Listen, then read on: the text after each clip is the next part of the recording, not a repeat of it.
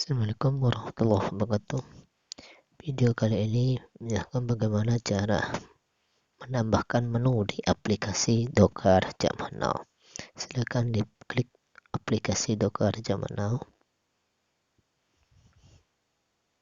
Selanjutnya pilih mitra.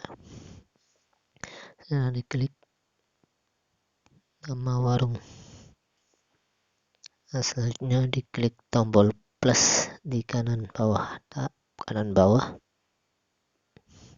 Ya, silakan upload foto menu.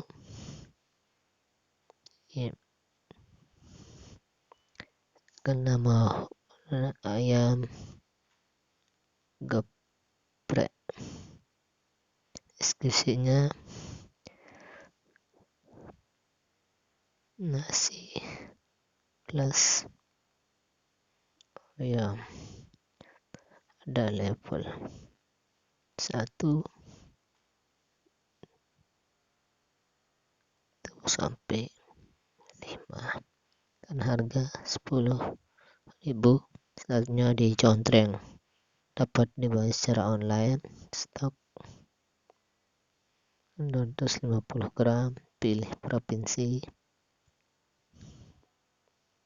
kota. Nah, langkah terakhir silahkan diklik tombol contreng di pojok kanan atas. Ya, dicontreng lagi. Dan untuk buka tutup warung, silahkan di sini ada tombol buka. Untuk membuka silahkan tekan ke kanan, untuk menutup silahkan ke kiri.